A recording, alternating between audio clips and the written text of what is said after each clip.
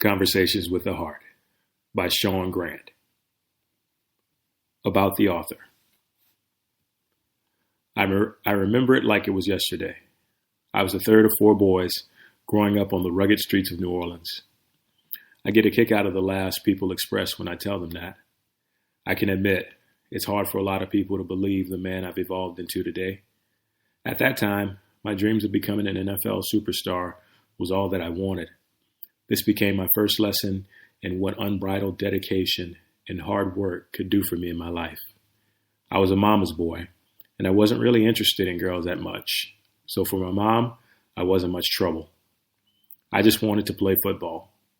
At one point in my life, it had become my identity so much that I got the name Football Shaun. I was destined for football glory and gave every bit of my life to making it a reality. Then, at the age of 21, it happened. A dreaded hamstring injury that derailed the only dream I had ever had in my short life. Not only did everyone else give up on me, but I gave up on myself. Depression would ensue and would soon lead to alcohol abuse. I flunked out of school and had to move back home with my mom. Feeling like a failure was an understatement. Sometimes you get to a point in your life that feels so low that all you can think about is not living anymore. It was, ironically, a cool, brisk night in New Orleans. There I sat at the bar, bum leg, no dreams, no hope, no drive, and no passion. I drank to the point of inebriation. As I stumbled out of an uptown bar, I thought to myself, I'm such a waste. I drove to the lakefront where I would normally go to gain peace and perspective. I stood on the embankment at about 1:15 a.m.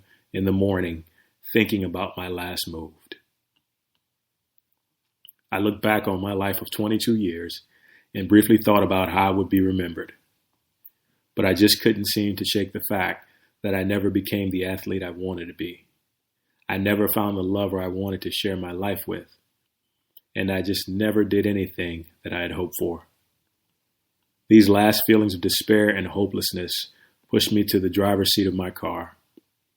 As the tears came rolling down my face, I turned the engine on and prepared to take my last plunge into Lake Pontchartrain.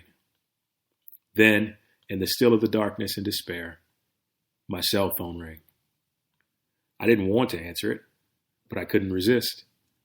Thankfully, it was a friend that I hadn't talked to in a very long time that made me realize that not only was I being selfish for wanting to take my own life and ruin the lives of my loved ones, but I was also reminded of how much I was loved and appreciated by so many.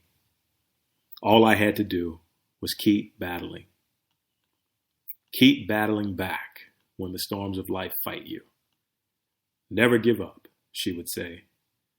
I reconsidered, returned home, and thought about what I wanted from my life. By no means was it any easier. In fact, it got tougher. But I had a new theme. Keep battling back. And that's what I've been doing ever since. Through Hurricane Katrina, through the doubts of my family, through hardship and loss, I battled back stronger each time. I was determined to create what I wanted to see in my life. I returned to college to finish my education. Right after I took on a job that was a crash course in management and marketing. When I look back on it, I knew that I was destined to be a leader.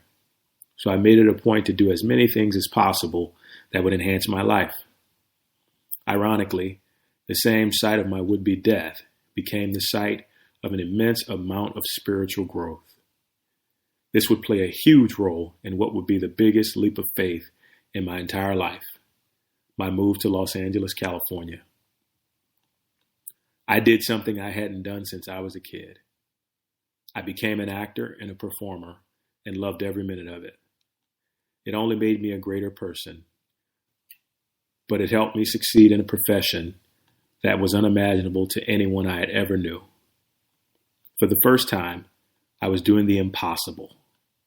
Though I had a passion for acting, I knew that my destiny was greater. It was greater in the sense that I had a greater capacity to give back of myself. So I took everything I had learned and decided to serve others with everything I was blessed to experience. Today I am married to the love of my life. I am fulfilling my purpose, and I'm always aware of the truth that in every area of my life, it's never been about me, but more about putting others first. The more I continue to believe and implement that, the greater individual I can become, and the more I can continually give back to those in need. Preface. A letter that changed everything. I was on a plane in the spring of 2013, coming from a beautiful European trip in London, Paris, and Spain. Usually, on long flights such as this, I would rest or read, but something inside me had ignited the urge to write. I believe it was my higher self exerting its higher power within my spirit.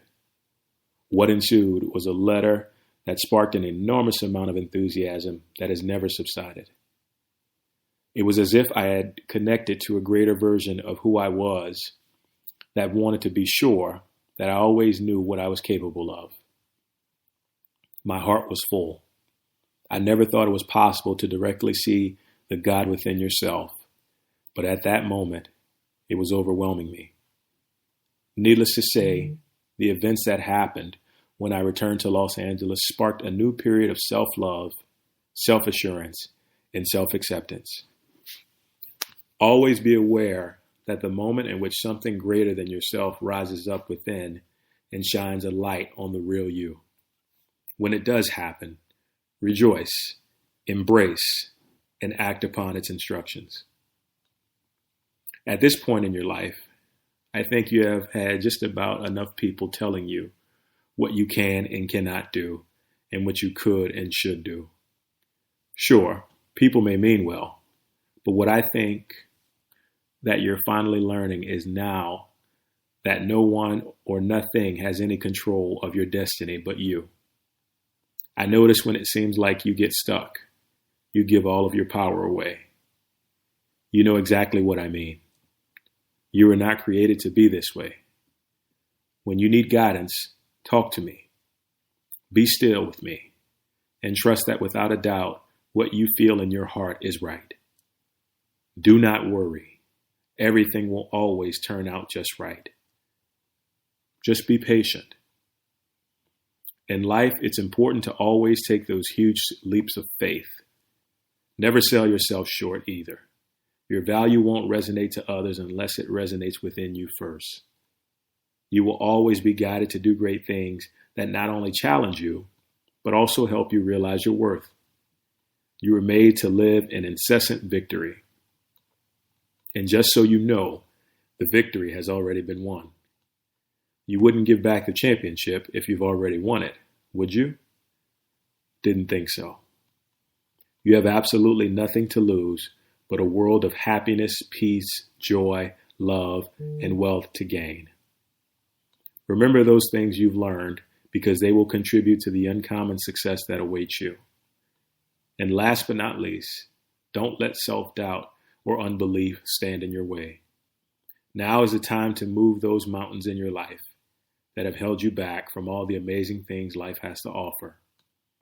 As soon as you get home, things will begin to occur rapidly.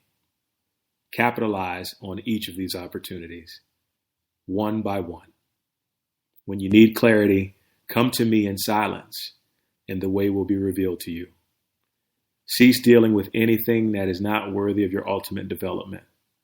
Some things, as you will see, are just a waste of time, money, and effort. Yes, you know what I mean. I also want you to learn when it's time to move onward and upward. As time goes on, you will be better at it, among many other things. I love you, and I'm so proud of you. Your purpose is one of great magnitude. Never forget that the best of this world is at your feet. Grab it and enjoy all of it. Introduction. Heart-centered living is one of the most amazing ways of existing any of us could ever encounter. To think that we all have the answers we could ever need to live our greatest life is truly exciting. As I'm writing this to you, I'm actually giving you an in-depth look at what it means to have conversations with the heart. I came up with the idea to ask 25 of the most important questions that would offer answers filled with timeless wisdom. The great news is, it will help you progress no matter where you are in life, no matter what age you are. I've entered a meditative state to receive the answers clearly for your benefit. Take this journey with me. Discover heart-centered living and embark upon your own conversations with the heart. Question number 1. Why is heart-centered living so important? The heart is connected to Source, God, and the universe, the all that is, and because of that connection, it has unlimited wisdom and access to the past, present, and future. With the simple act of quieting your mind and asking with clarity, you are able to find any and all the answers you need to live a life of not only significance, but also of true soul-inspiring fulfillment. Question number 2. Are we able to ask the heart anything? Absolutely. From what we eat for dinner to what city we should move to. The important thing is that you remain patient and silent to the heart's answer. Some will be fast, some will take time, but the heart will always listen and answer. Question number 3. Speaking of anything, can the heart help us with weight loss? Of course. The heart knows what foods will help you the most and which foods will take away your vitality. The easiest thing you can do is eat all foods that make you feel good inside. And by good, I mean foods that give you energy, strength, and radiance. Your body will immediately reject anything that doesn't accomplish these 3. If you eat for those 3 elements, you will build a stronger connection with your heart and you will be at your perfect weight, thus losing any pounds that aren't needed or wanted. Question number 4. How important is meditation to heart-centered living? Very important. Remember that unlimited wisdom we talked about in question number 1? Meditation works as a gateway to that wisdom. It also acts as a gardener to a well-cultivated plant.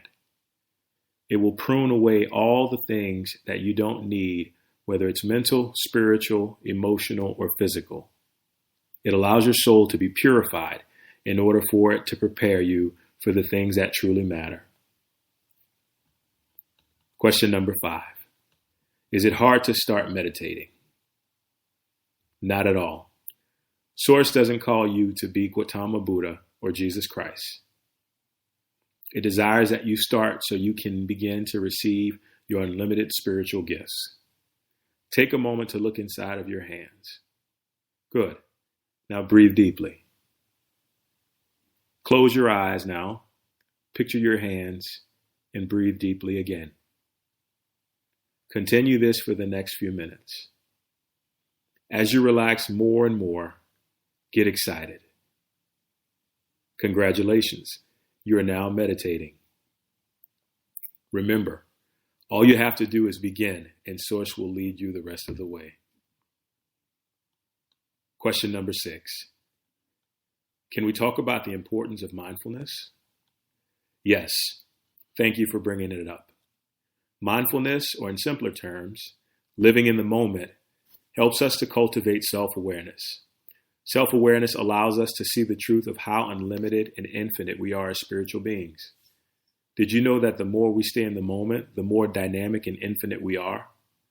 Every need is always met at every moment of every day unless we choose not to see it. When we do decide to see it and live in the moment, we have endless things to be grateful for. Question number 7. You once told me that problems don't exist. We cause them to. Can you elaborate? The universe is perfect. There are and never have been any coincidences. Before that goes over your head, remember, Source can see and operate in the past, present, and future all at once. So the thing or person you see as a problem has already been put in your life at the right time for your highest growth. We can miss this truth if we are unwilling to shift our perspective. But if we agree that all is perfect, happiness will reign abundantly. Question number 8. What's the best way to put into action all is perfect? Acceptance is the way of pure joy and peace. Look around you. So many people are upset, disgusted, and unhappy because they feel like things should be different. They feel resistance towards what is unfolding right in front of their eyes. When we find a way to accept perfection and divine design, we realize that life is truly working out in our favor. Question number 9. Does negativity affect us in a big way? Well, let's put it this way. Everything that exists has an energetic vibration. That vibration will attract everything that is similar to it without hesitation. So if your thoughts, words, and actions are in congruence with negativity, your life will be an endless sea of negativity. We must always be aware that the language the universe speaks is vibration. Peace is the vibration of the universe. It moves with grace, acceptance, and more importantly, love. Match this vibration as much as you can, and negativity will be an afterthought. Is it difficult to try to be in this vibration? Here's the thing with the vibration, especially this vibration. There is no need to try. Trying is hoping, and hoping is leaving it up to chance. In order to experience this vibration, you just have to be. There's a reason you're called a human being, because you're meant to be. And when you're being, you're not doing or trying, you're accepting. Through acceptance comes all things abundant as well as the universal vibration. Question number 11. How can we experience abundance? Abundance is your divine birthright, which means you got it for free the moment you set foot in this world. We can experience more abundance by simply accepting that we can't strive to get what we already have. And if you can experience it in one area, you can experience it in all. The truth is, it's all available to you when you comprehend your divine truth. Everything you need to live your best life is available to you right now. Question number 12. What do you think about forgiveness? Next to love, it's the greatest power in the universe. The reason I say this is because just as much as an influx of love can add so much value to your life, a lack of forgiveness can rob a life of fulfillment. Let's use the plant analogy again. Imagine an oak tree that has dead branches and leaves still stuck to it. The tree would represent us, and the dead branches and leaves would represent a lack of forgiveness. With that much of a dead zone present, how could we ever progress to our true soul fulfillment? Question 13. You mentioned soul fulfillment again. What is that exactly? Soul fulfillment is just another way of saying that you are in complete alignment with your soul's purpose. Every soul comes to this earth with a calling on their lives. Whether or not they fulfill it will be the determining factor of their happiness. Another great thing is, fulfill your soul's purpose and you will want for nothing at all, because all will be provided. Question number 14. What is the key to relationships? To put it simple, you can be the most successful in relationships when you surround yourself with the people who add to your life as opposed to subtract from it. This is why meditating is so important. It allows us to see the heart of people and not what they want us to believe. If you feel great, lighthearted, and upbeat around someone, then this is what you want from your relationships, whether they're romantic or platonic. Truth is, always trust your intuition. With it connected to source, it will never lead you astray. Question number 15. Why are people so afraid of death? Death has been misconstrued as finality, but it's actually a beginning. It's a beginning of a soul's journey back to the spiritual dimension. Death upsets a lot of people because we get attached to these physical shells we call bodies. One must realize that the bodies are temporary. You are not meant to inhabit it forever, but it is a training tool to help you complete your life's journey. Enjoy the ride, but also be aware that it's fleeting in nature, but it's designed that way to help us realize its incomparable value. Question number 16. Is religion truly necessary? Contrary to popular belief, religion has helped so many people jumpstart their spiritual evolutions. The problem with religion is it became more about man's separation from God and each other and less about God's love and union to all of us. At this point, it caused people to feel inferior. Inferiority causes people to be pulled out of alignment, and being pulled out of alignment causes people to rebel against each other. This is how wars were started. Sadly, people believe they do what they do in the name of God. But God is not behind any of it. God is love, and that's all he desires for each of us.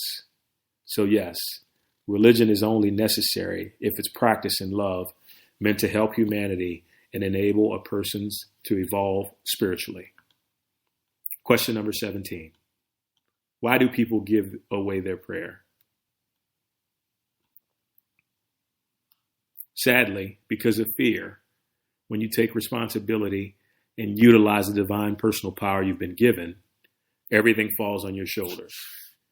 Spiritually, the majority of the people aren't able to handle that. So immediately they give their power away to their spouses, friends, parents, siblings, and politicians. But then they get upset if that person doesn't do what they originally wanted. When you're truly aware that you are one with your source, you will never give your power away. Question number 18. Can fear be overcome? Absolutely. Here's the truth about fear. It's one of the best ways to experience growth. On the other side of fear lies the exhilaration that most people have denied themselves. It's always a case of fear being more in our heads than outside of us. Move more into your heart and you can face anything. Question 19. Where can we find the most truth? Within. The universe is a lifeline connected to every experience, every human being, every event that has ever happened. All of that resides in your spiritual consciousness. Once again, it can be accessed through meditation, but if you desire truth about anything, look within your heart and ask. Question number 20. Has technology helped or hurt us? I believe technology has advanced the world beyond anything anyone could have imagined, as Source has planned it. But it is the attachment to it that has the potential to harm us. Attachment to anything is never good, but attachment to technology has caused overweight children, cancer from radiation, and broken relationships. When done in congruence with balance, it is a great thing. But if overindulged, it becomes a great issue. Question number 21. What should our main focus be on? Soul growth. When your soul grows, so does your entire being. And it's that growth and progress that produces happiness in our lives. If we focus on the evolution of our souls, we're not only benefiting ourselves, but we are benefiting the entire planet. Question number 22. How is it possible to benefit the entire planet? Every thought, word, or action you have sends a ripple throughout the entire universe that moves toward the creation of that thing. Two of the most important virtues we experience as our souls mature is peace and love. This means that the vibrations being given off by us is creating more things born of peace and love. That's why, if things aren't the way you desire, cultivate more peace and love. The change will be inevitable. Question number 23. Is there a hell in the afterlife? No. The only hell anyone can ever experience is by not living their lives to the fullest. Souls transform after they physically die and learn from their actions in their lives. Hell was once again another outlet used by man to scare others into making them do what he wanted. Question number 24. Is life predestined or chosen? Both. Your life is preordained, but there are infinite paths that you can be used to fulfill your destiny. It's never too late to get back on track, and it's never too late to change course. Question number 25. What is the biggest key to life? Loving yourself unconditionally to the point where it overflows into the lives of others. Fulfilling your sole purpose and doing what you love every day of your life. All of those are a direct result of following and listening to your heart, because it has every answer you could ever need.